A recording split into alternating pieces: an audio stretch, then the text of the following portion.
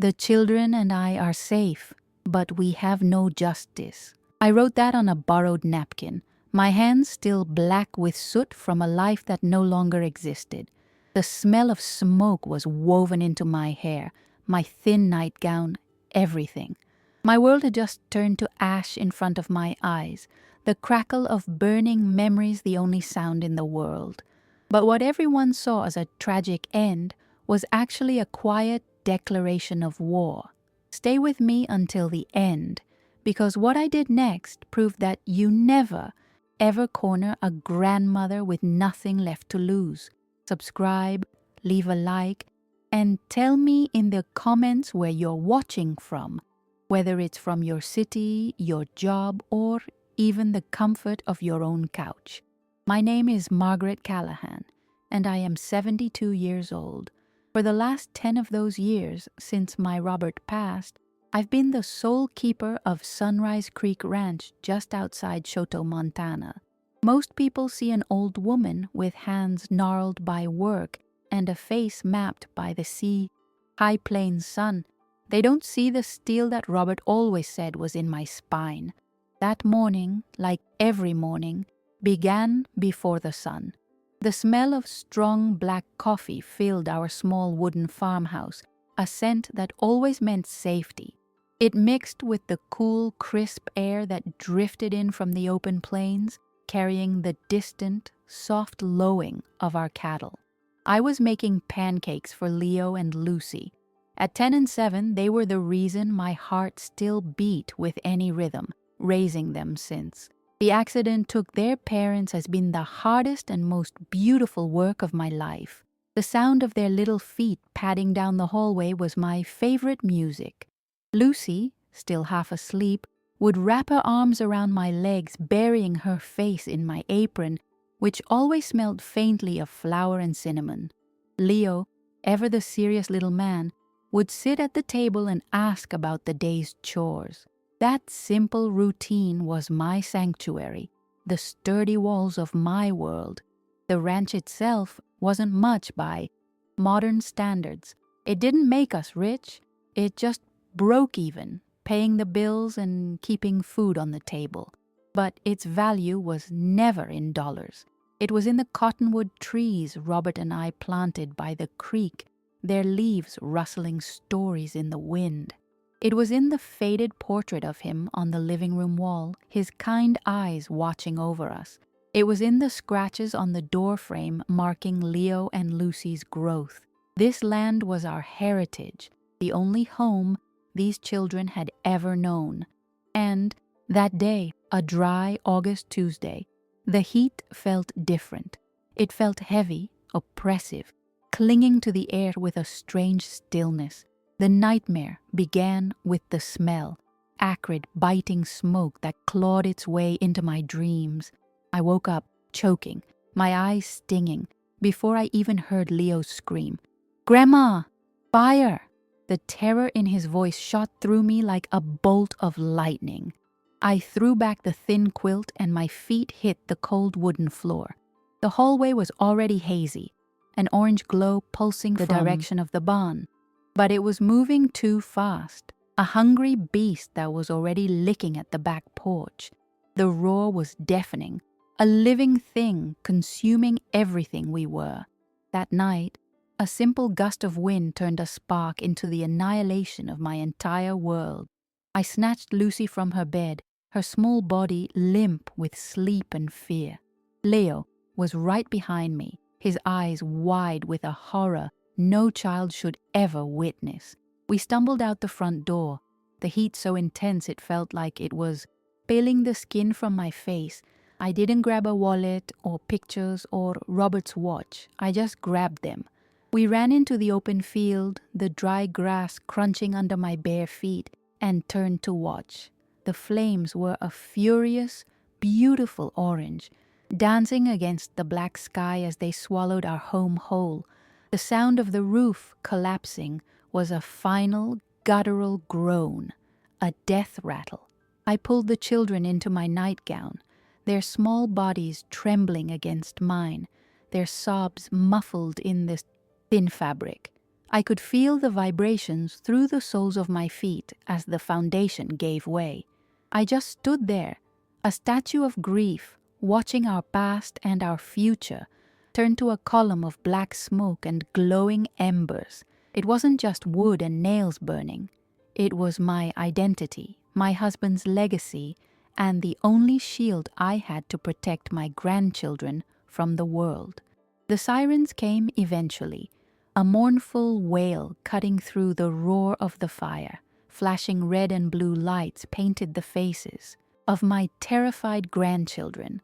Volunteer firefighters, men I'd known my whole life, rushed around with a frantic but useless energy. The house was already gone. One of them, a young man named Ben, whose mother I went to church with, came over to us, his face smudged with soot. He knelt down, trying to be gentle. "Margaret, are you and the kids okay?" I could only nod, my throat too tight with unshed tears to form words. He looked back at the inferno, a grim set to his jaw. "This thing fast," he said, more to himself than to me. "Real fast, like something gave it a push." His words were just a whisper against the crackling flames, but they landed in my mind like heavy stones. A push.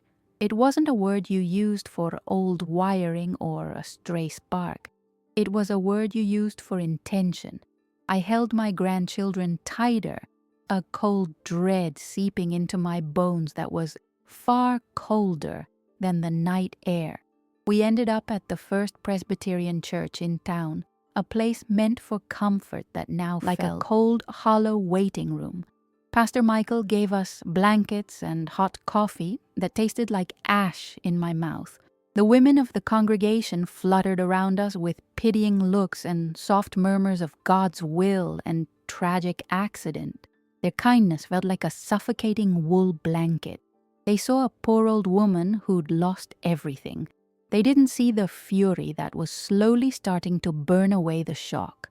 I sat on a hard wooden pew, Leo asleep with his head in my lap, Lucy curled up beside me.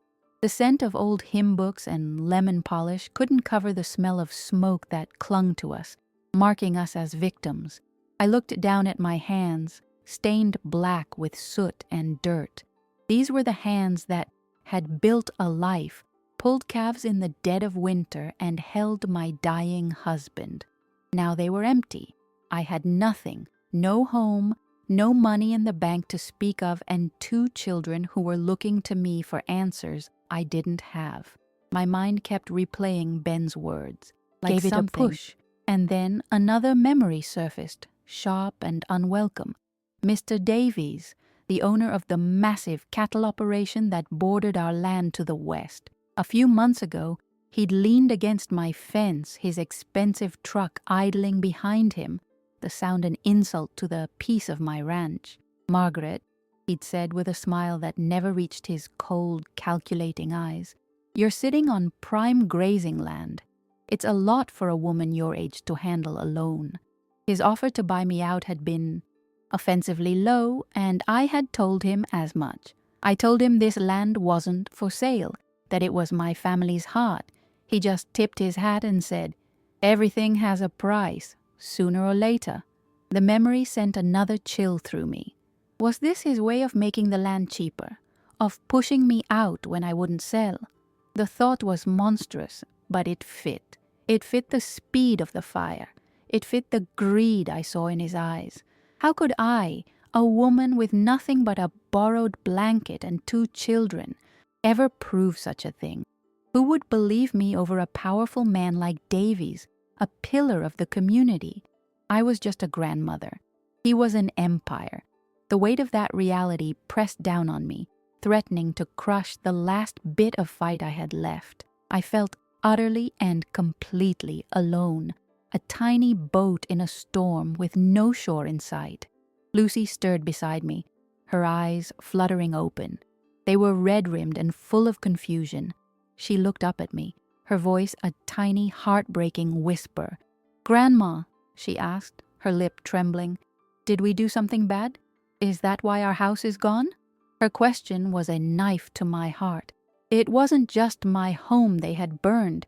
It was my grandchildren's innocence. It was their sense of safety in the world. I pulled her close, kissing the top of her smoky-smelling hair. "No, my sweet girl," I whispered, my voice thick. "You did nothing bad, nothing at all." But as I said it, the rage inside me solidified into something hard and clear. This wasn't just about a house. It was about justice for them. It was about showing them that you don't let bullies win, no matter how big they are. The feeling of helplessness began to recede, replaced by a cold, quiet determination. I looked around the empty church hall. The initial flurry of help had dwindled. People had their own lives to get back to. We were left alone with our grief and a few donated clothes in a cardboard box. This was my new reality. Charity, pity, and the constant gnawing fear. The pressure was immense. Social services would be by in the morning. Questions would be asked about my ability to care for the children now that I was homeless and penniless. I could lose them. That was the real fear, the one that made my breath catch in my chest. The thought of them being taken from me, placed in foster care because I couldn't provide, was more terrifying than the fire itself. They were all I had left of my son. They were my reason for breathing. I felt the walls closing in, the options narrowing until there was almost no room to move. I was trapped, cornered by circumstance and, I suspected, by a cruel and powerful man. There was no easy way out. There was no clear path forward. It was in that moment of absolute despair that I saw a pen and a stack of napkins left on a side table from the coffee service. An idea, fragile and desperate, began to form in my mind. It was a long shot, a whisper against a hurricane, but it was something. It was a plan. Depended on an old contact of Robert's, a man I hadn't spoken to in over a decade, a man who owed my late husband a debt of honor. I gently laid Leo's head on a rolled-up blanket and walked over to the table. My hand trembled as I picked up the pen. The plastic felt foreign and flimsy in my calloused fingers. For a moment, doubt washed over me again. What was I doing? I was a 72-year-old rancher, not a detective, not a fighter. I was just a tired old woman in a borrowed nightgown. The feeling of being completely outmatched was overwhelming. But then I looked back at my grandchildren, sleeping fitfully on that hard church pew, their faces still smudged with soot, their dreams likely filled with fire. And I knew I couldn't give up. I had to fight, even if I didn't know how. I had to try, even if I failed. Their future depended on the strength I could find in the ruins of my past. The world saw me as a victim, a charity case to be pitied and forgotten. I smoothed out a thin paper napkin on the wooden table. The pen hovered over the surface. My fight wouldn't start with a loud accusation or a desperate plea for help. It would start with quiet words, a message sent out into the darkness, hoping a single friendly light would answer. My resources were gone. My support system was a handful of well-meaning but powerless neighbors, and my enemy was a giant. I was encurled, a lone cow facing down a wolf pack in the dead of winter. There was no obvious escape. Every direction I looked, I saw a dead end. Poverty, the threat of losing my grandchildren, the sheer power of the man I believed was responsible. The silence of the church felt heavy, like the silence of a tomb. No one was coming to save us. I took a deep, shuddering breath, the air still tasting of smoke and loss. My hand steadied. I knew what I had to write. It wasn't a cry for help. It was a signal. I touched the tip of the pen to the napkin, the small scratching sound echoing in the cavernous room. First move in a war, I had no earthly idea how to win. The words on the napkin felt both foolish and defiant. The children and I are safe, but we have no justice. I folded it carefully.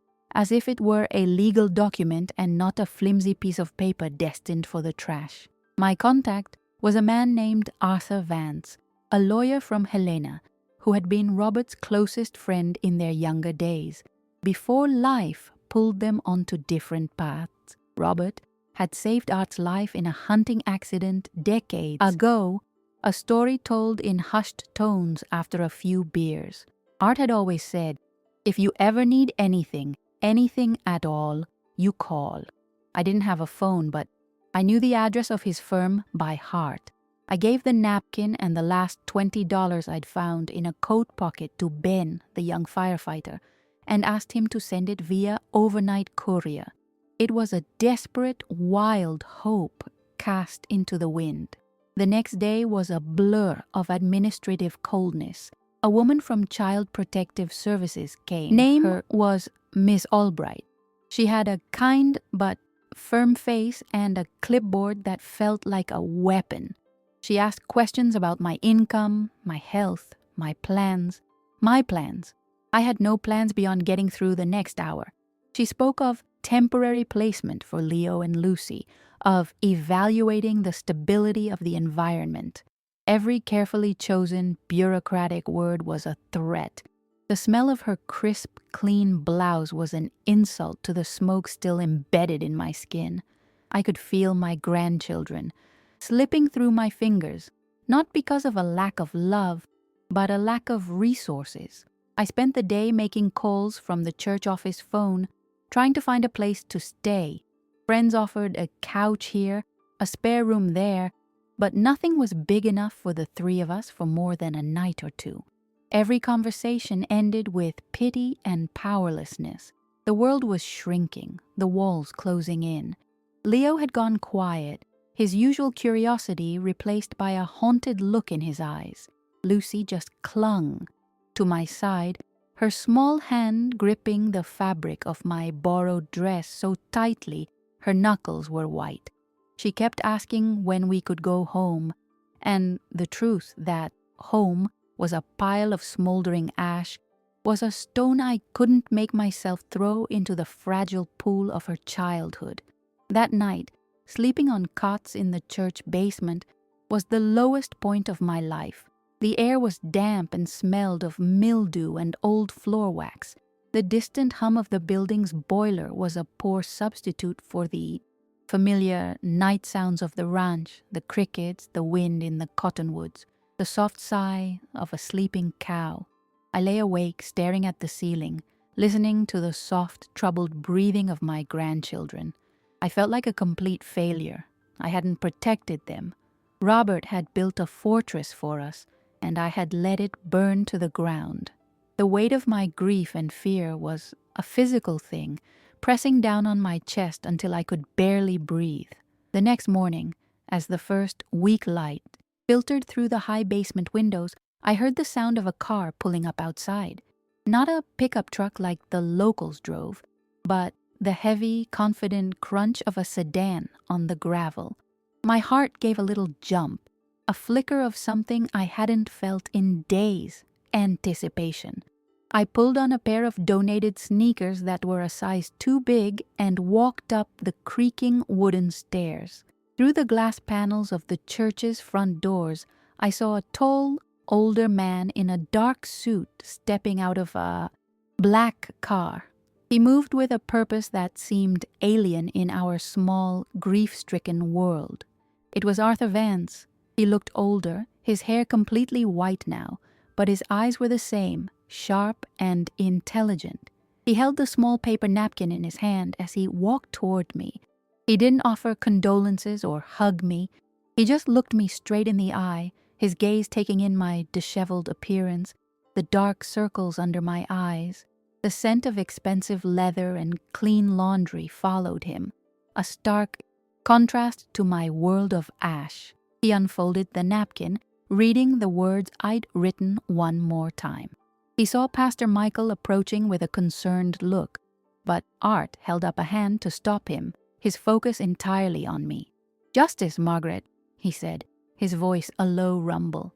It wasn't a question of pity, it was a question of intent. He tapped the napkin with his index finger. This isn't a word people use when they've had an accident. This is the word you use when you've been wronged. Answer, he saw my eyes before I could even nod. The confirmation passed between us in the silent, cool morning air, a pact being formed without a single verbal agreement. He knew.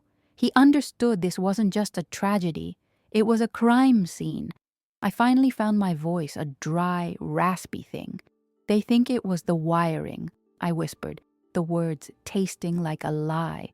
They're calling it an accident. Art's gaze hardened. He glanced over my shoulder at the church that had become my prison. He saw the looks from the few parishioners who were there. He saw the helplessness of my situation. He knew what a powerful man like Davies could do in a town like this, how he could make inconvenient truths disappear under the weight of his influence and money. He knew that, without help, my whisper would be drowned out by the official story. Davies offered to buy you out, didn't he? Art asked, his tone flat. It wasn't a guess. My sharp intake of breath was all the confirmation he needed. Robert told me about him years ago. Called him a land shark with a smile. Some things never change. He folded the napkin and slipped it into his breast pocket as if it were a priceless piece of evidence. The simple gesture felt monumental. He was taking my burden, putting it somewhere safe. For the first time since I'd smelled the smoke, a tiny sliver of hope cut through the despair. But it was immediately followed by a wave of doubt. "What can we do, Art?" I asked, my voice cracking. "I have nothing. No proof. No money. I'm a 72-year-old woman with 2 kids in donated clothes. He's Mr. Davies." The name itself felt like a fortress. He owned half the county. He was on the board of the bank. His name was on a plaque in the hospital lobby. To go against him felt like trying to punch a mountain into dust. The sheer imbalance of power was suffocating, and my initial flicker of hope began to feel naive and foolish. Arthur listened patiently, his expression unreadable. He didn't dismiss my fears. He nodded, acknowledging the truth in them. "You're right," he said calmly. "You have nothing. In a direct fight, he would crush you. He's expecting you to grieve, to take the insurance money, if there is any, and disappear. He's counting on you being a victim." The way he said the word victim made it sound like an insult, a role I was being forced to play. He was holding up a mirror, showing me how the world saw me and challenging me not to accept it. He then opened his leather briefcase on the hood of his car. The clicks of the latches were loud and decisive in the quiet morning. Inside it was neatly organized with files and pens. It was a glimpse into a world of order and logic, so different from the chaos that had consumed mine. He pulled out a single, thick manila folder. The air was cool and I could smell the faint scent of rain on the wind, a promise of a storm that hadn't yet broken. He wasn't looking at me, but at the file in his hands, as if it held all the answers. Davies is a bully, Margaret, and bullies, especially rich ones, get sloppy. They believe their money makes them invisible, that the rules don't apply to them. He opened the folder. Inside were what looked like public records, property deeds, and old newspaper clippings. For the last 5 years, Davies has been buying up small, family-owned parcels of land all along Sunrise Creek. He wants the water rights. Your ranch is the last piece of the puzzle, the only one that wouldn't sell. He was laying out the motive, clear and cold as a coroner's report. My mind raced. It was true. The Miller family sold out 2 years ago after their well went dry. The Jensens left last year after a series of inexplicable cattle deaths. At the time, they were all seen as isolated incidents, strings of bad luck. But now, looking at the map Art had in his file, it wasn't a string of bad luck. It was a pattern, a slow, methodical conquest. My fire wasn't the first move in a war. And the realization made me feel sick to my stomach, a cold dread mixing with the rising tide of anger. But this doesn't prove he set the fire, I insisted, my voice still a whisper. The fear was a powerful current pulling me back toward inaction. It's just circumstances. The legal world was foreign territory to me. I understood the language of the seasons, of livestock, of the earth. I didn't understand the language of evidence and reasonable doubt. I felt hopelessly out of my depth, like a land animal thrown into the deep ocean. The complexity of the fight ahead seemed insurmountable, designed to protect men like Davies and crush women like me. Art finally looked up from the file and his eyes met mine. There was a flicker of something in them, not pity, but a shared memory of the man who connected us. No, it doesn't, he agreed. But it gives a jury a reason to believe he might have. Robert once told me, the most important thing in a fight isn't the first punch you throw, but knowing where your opponent is weak. He then tapped a specific document, a faded photocopy of a legal complaint. And Mr. Davies has a very specific weakness. I leaned closer, my eyes struggling to focus on the legal text. The document was a civil lawsuit filed 8 years ago in another county. It was from a family whose barn had burned down under suspiciously similar circumstances, just a month after they refused Davies's offer to buy their land. The case had been dismissed for lack of evidence, but the accusation was there in black and white. It was a ghost, a precedent. It showed that the fire at my ranch wasn't an original idea. It was a tactic he had used before. He settled with them out of court for a pittance, Art explained, his voice low and steady. Bought their silence and the land. But the court filing is a public record. It establishes a pattern of behavior. It's the first brick in the wall we're going to build around him. He spoke with such certainty, such calm, methodical confidence. He wasn't promising a victory. He was simply showing me that a fight was possible. He was handing me a weapon, not a gun, but a piece of paper. And in that moment, it felt just as powerful. Still, I hesitated. The path he was laying out was fraught with danger. Davies was not a man to be trifled with.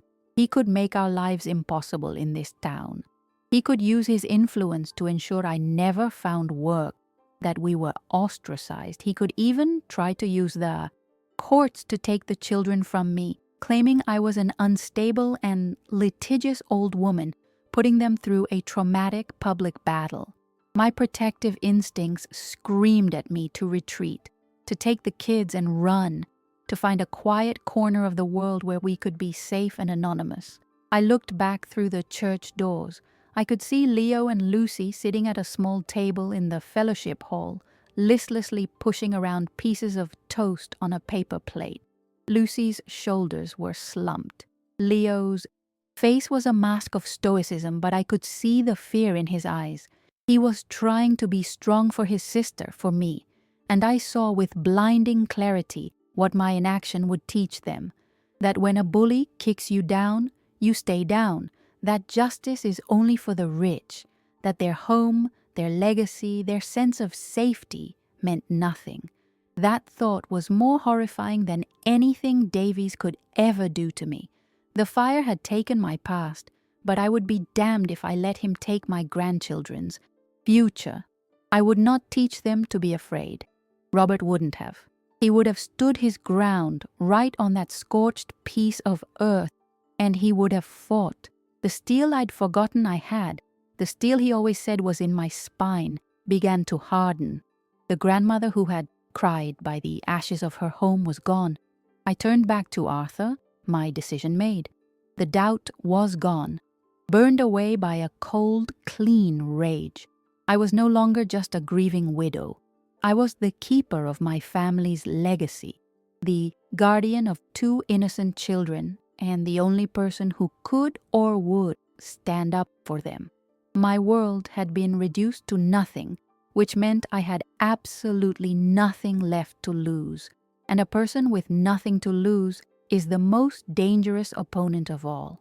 I looked at the file, then at Art. What's the first step? I asked. My voice was different now. It wasn't the whisper of a victim. It was quiet, steady, and cold. The sound of it surprised even me. It was the voice of a woman declared a war she had no intention of losing. The air around us felt charged, the quiet morning stillness broken by my acceptance of the challenge. Arthur allowed himself a small, grim smile. It was a smile of respect. The first step, he said, closing the briefcase with another satisfying click, is we stop letting him write the story. We're going to file a civil suit for wrongful destruction of property and intentional infliction of emotional distress. It will be public record. It will force him to answer questions under oath. We're going to put his entire life under a microscope. He handed me a pen from his pocket. It felt heavy, solid, a tool of creation and destruction. I took the pen. Its cool metal was a shock against my skin, a grounding sensation. This was it, the point of no return. Signing that paper would be like lighting a match of my own, starting a different kind of fire, one that would burn in a courtroom instead of a field. It would be long and ugly, and it would change all of our lives forever. But for the first time in days, I felt a sense of purpose. The path forward was no longer shrouded in the smoke of my burning home.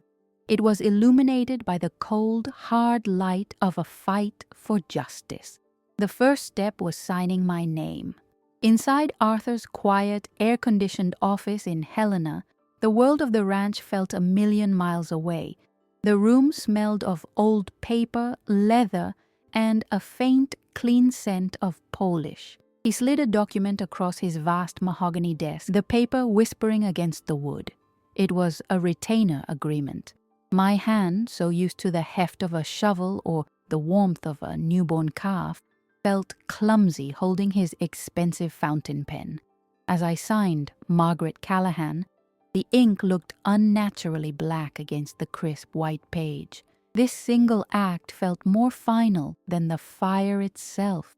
I wasn't just grieving a loss anymore.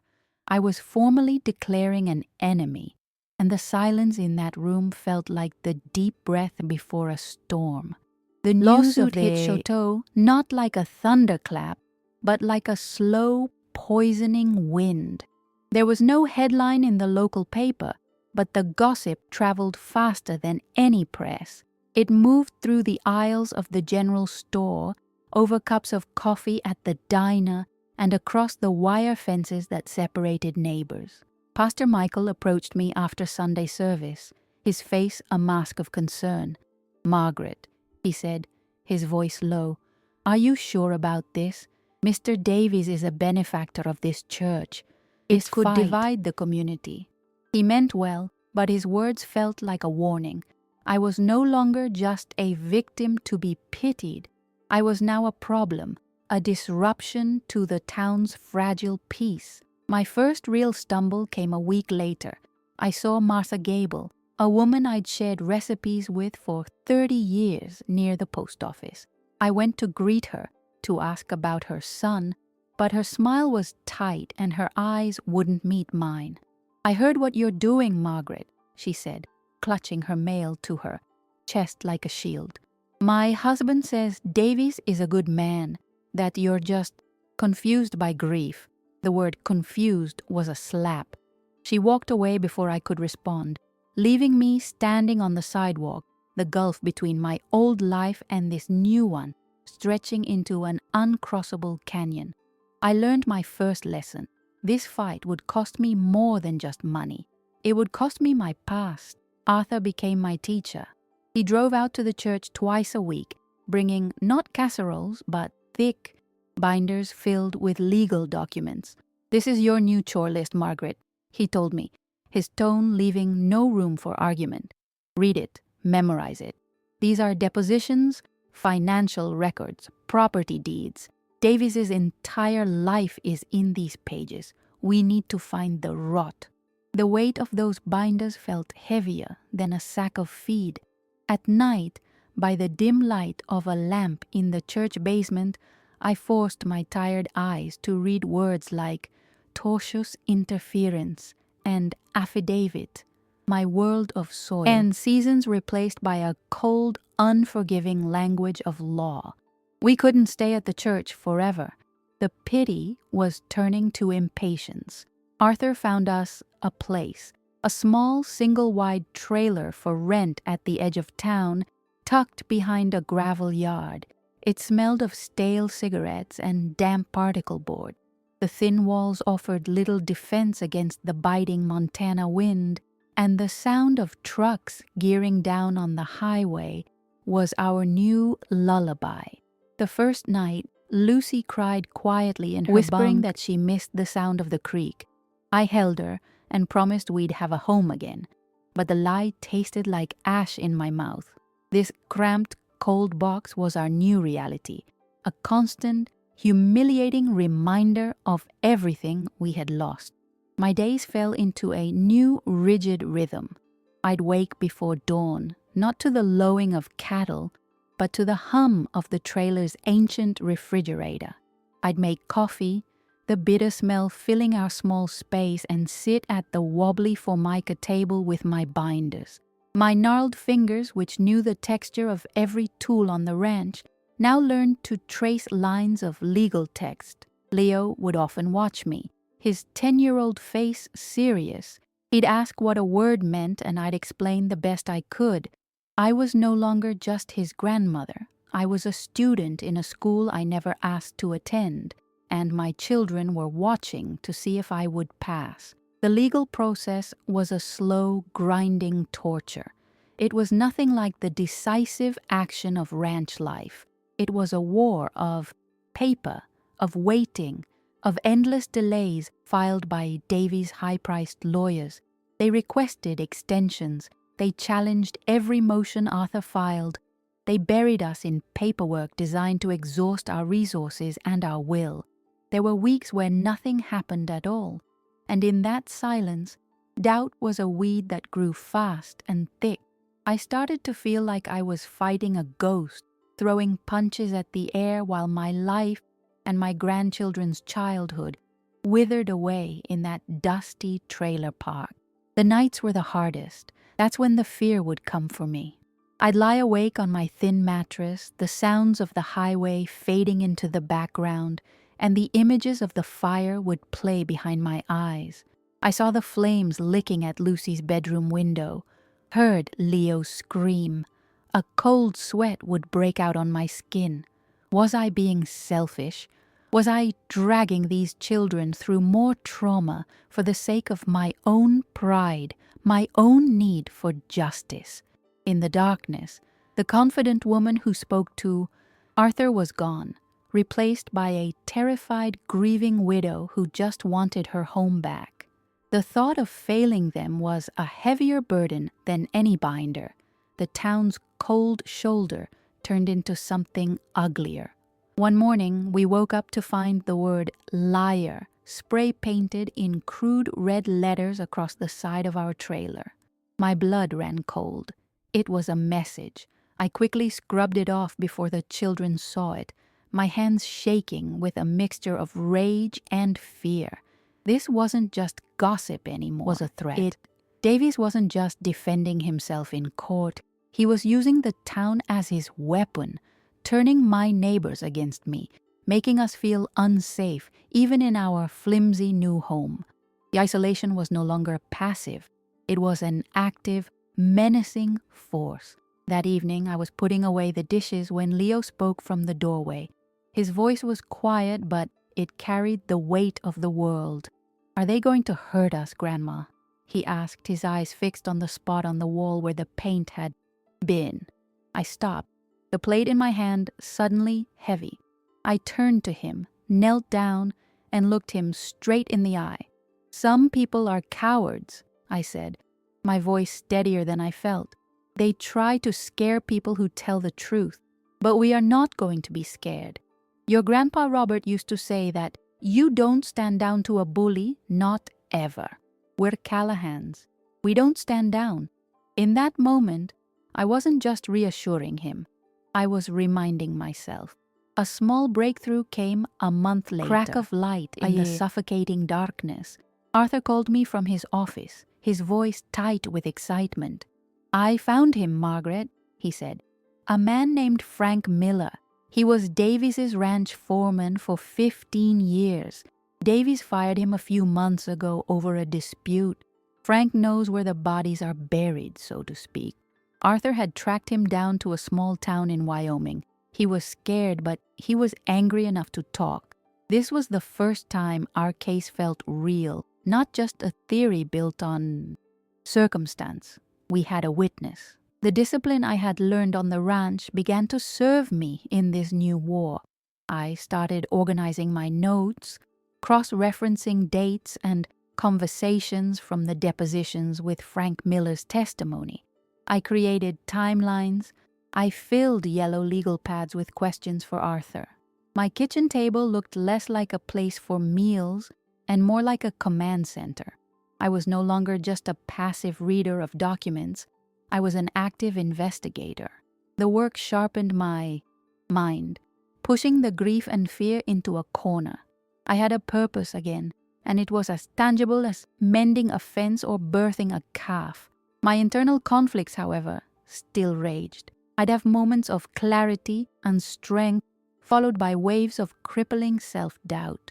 One afternoon, while reading a deposition where one of Davies's men described me as a senile old woman who couldn't manage her own property, the words cut deeper than I expected.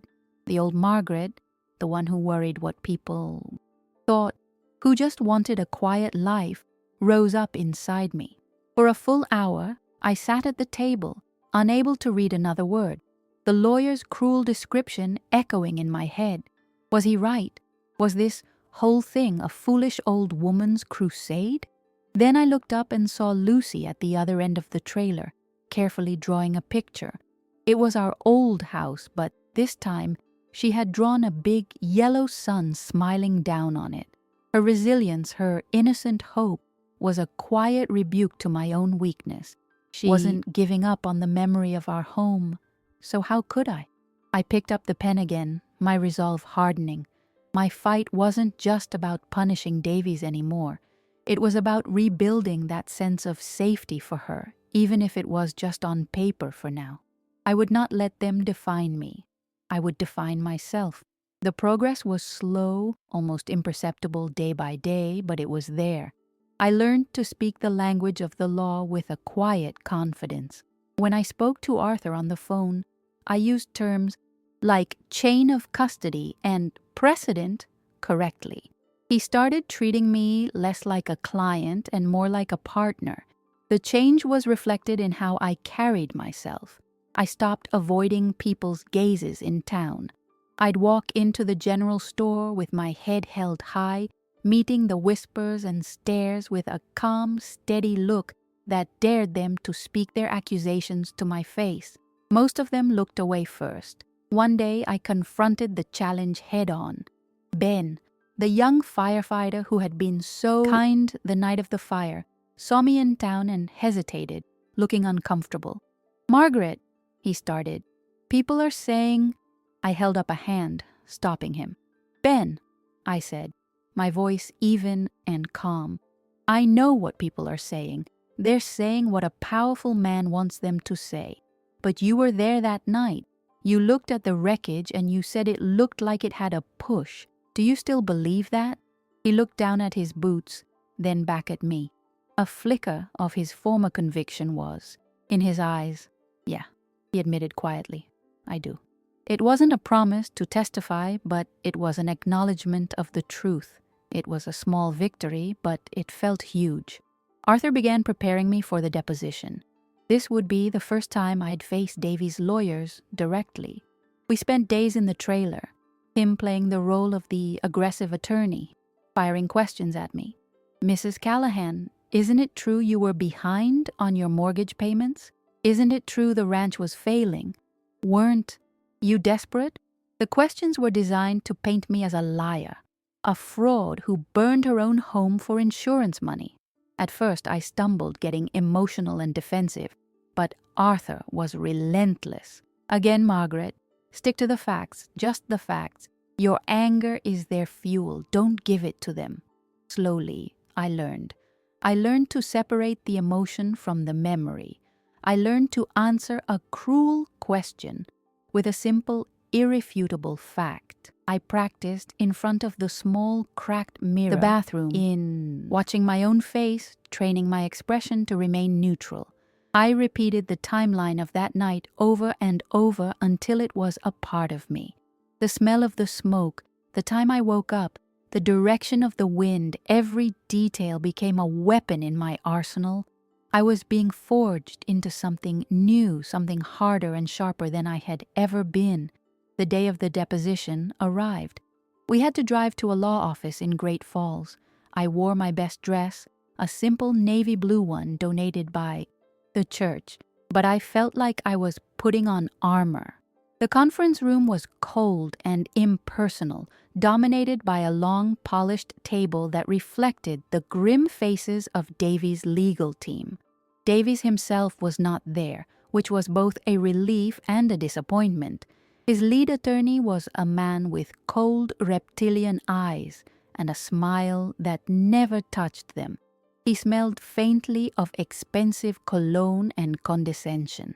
For 6 hours, he questioned me. He twisted my words. He patronized me up. He tried tiny details. He brought up Robert's death, trying to imply that I was emotionally unstable.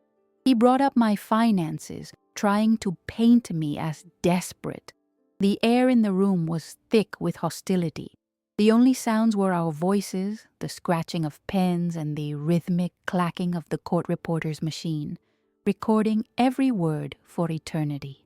I could feel my grandchildren's future resting on every answer I gave. But I did not break. I remembered Arthur's training. I was calm. I was precise. When he asked if I was struggling financially, I replied, "The ranch always broke even. It was a home, not a business."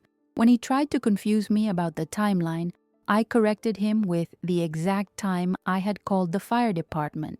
I looked him directly in the eye, my voice never wavering. I wasn't the confused old woman he wanted me to be. I was Margaret Callahan of Sunrise Creek Ranch, and I was telling the truth. There was a moment, late in the afternoon, when he asked me why. I didn't accept Davies's generous offer. I paused, and the room fell silent. "Because you cannot put a price on the place where you brought your husband home to die," I said, my voice quiet but clear. "You cannot put a price on the doorframe where you mark your grandchildren's height. Some things are not for sale." I saw a flicker of something in the lawyer's eyes, not sympathy, but the frustration of a hunter whose prey refuses to run. He knew he had lost this round. On the long, quiet back to Chateau, I watched the rolling plains of Montana fly by the car window. The setting sun painted the sky in brilliant shades of orange and purple, the colors of a bruise and a fire. Arthur drove in silence for a long time before finally speaking. "You were incredible today, Margaret," he said softly. "Robert would have been proud." I just nodded, my throat too tight to speak. It wasn't pride I felt, not yet. It was something else, something deeper. When we got back to the trailer, I went into the small bathroom and looked at myself in the mirror. The face looking back at me was tired, lined with more wrinkles than I remembered. There were dark circles under my eyes, but the eyes themselves were different. The fear was gone. The confusion was gone. In their place was a cold, clear certainty. The grieving woman who had huddled in a church pew, writing on a napkin, was a ghost. She didn't live here anymore. I touched my reflection, the cool glass against my fingertips. I finally understood. The fire had burned down my house, but it had also burned away a part of me that I didn't need anymore. The part that was quiet, the part that deferred, the part that believed my best days were behind me. They had meant to turn me into ash, but instead they had forged me into steel. I was not the same woman I was a few months ago. I was a fighter, and I was finally ready for the war. The trial began not with a bang, but with the sterile hum of fluorescent lights. The courtroom in Great Falls was a world of polished oak and hushed reverence, a place so far removed from the scent of soil and cattle that it felt like another planet. I sat on a hard bench, my hands folded in my lap, the navy blue dress feeling like a costume. Across the room, I saw him for the first time since he'd leaned on my fence post. Mr. Davies. He looked smaller in a suit, diminished without the backdrop of his vast lands. He exuded an aura of expensive confidence, but I saw the slight tremor in his jaw, the way his eyes darted towards the jury. He was a king in his own kingdom, but here he was just a man in a box. Arthur stood to give his opening statement. He didn't speak in the complex legal terms that had filled my binders. He spoke of home. He painted a picture for the jury of sunrises over the creek, of a doorframe marked with a child's growth, of the smell of coffee in a kitchen built by a husband's own hands. He spoke of a legacy, not of land, but of love. Then he pointed steady finger toward Davies, and that is what this man, in his pursuit of profit, turned to ash. The room was silent, captivated. I was no longer a confused old woman. Arthur had made me the keeper of a sacred place they had all just visited in their minds. My transformation was most apparent in how I listened. The old Margaret would have been terrified, intimidated by the legal jargon and the stern face of the judge. She would have felt small, an intruder in a world, but the woman forged in the fire of the last few months was different. I listened with a sharp, focused intensity, cross-referencing every statement with the facts I had memorized. I wasn't a victim waiting for a verdict. I was a partner in this prosecution. My mind, a quiet, orderly file cabinet of evidence and timelines. I was present, I was prepared, and for the first time, I felt like I belonged in that room as much as any lawyer. The first tangible victory came when Ben, the young firefighter, took the stand. Davies' lawyer tried to dismiss his testimony, painting him as an inexperienced volunteer, making wild assumptions. But Ben, his face earnest and his voice clear, just looked at the jury. "I've been on 24 fire calls in my life," he said calmly. "I know what a wiring fire looks like. I know what lightning looks like. This was different. It moved with a hunger, a direction. Like I told Mrs. Callahan that night, it felt like something gave it a push." His simple, honest words, delivered without malice, were more powerful than any legal argument. I saw 2 of the jurors, ranchers themselves, nod almost imperceptibly. The community's reaction had begun to shift even before the trial.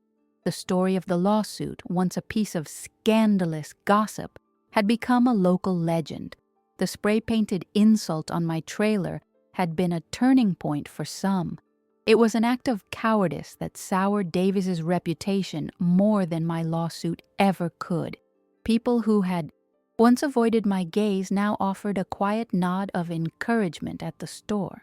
They saw me not as a troublemaker, but as someone who was refusing to be swept aside. They saw the fight in me, and in the heart of Montana, a good fight is something people respect, even if they're afraid to join it. My personal reflection on this journey often came in the dead of night, in the quiet of the trailer. I realized the fire hadn't just taken things from me, it had also stripped away a lifetime of quiet deference. I had always been Robert's wife, my son's mother, the children's grandmother. My identity was defined by my relationship to others, but in this fight, I had to become simply Margaret. I had to find a strength that was entirely my own, a voice that didn't ask for permission. The woman who scrubbed liar off her new home was not the same one who had cried in the church. That woman was gone, and I did not miss her. The moment Frank Miller, Davies's former foreman, took the stand, the atmosphere in the courtroom crackled. He was a man with a weathered face and resentful eyes, a man who had been discarded and was now ready to speak. He testified that Davies had a nickname for my ranch, the Last Pimple. He recounted conversations where Davies had fumed about my refusal to sell, saying things like, "Old-timers need to learn when to get out of the way," and "a little persuasion is all it takes." He then described in chilling detail being ordered to leave a container of flammable solvent near my barn's faulty wiring a week before the fire. "He told me it was for cleaning equipment," Frank said, his voice dripping with sarcasm. "We never stored solvent there. Never." The jury was transfixed. Davies' lawyers attacked Frank's credibility, bringing up his firing, accusing him of being a disgruntled employee seeking revenge. But the damage was done. His testimony wasn't just a motive, it was a method. It was the missing brick Arthur had been looking for, perfectly into the wall of evidence we had built. I watched Davies' face as Frank spoke. The mask of calm confidence had slipped. For the first time, he looked like what he was, a bully who had been caught. He was no longer a giant. He was just a greedy, cornered man. Then it was my turn. When I walked to the witness stand, I didn't feel fear. I felt a strange sense of calm. This was my story to tell, and I knew it better than anyone. I spoke of Robert, of planting the cottonwoods, of my grandchildren's laughter on the porch. I spoke of the night of the fire, not with tears, but with a cold, factual clarity. I was no longer the emotional victim they had expected me to be during the deposition. I was the historian of a life that had been deliberately destroyed, and my testimony was my final act of preservation. On cross-examination, Davies' lawyer tried the same tactic as before, his voice dripping with condescending pity. "Mrs. Callahan, isn't it true you were in financial distress? That this lawsuit is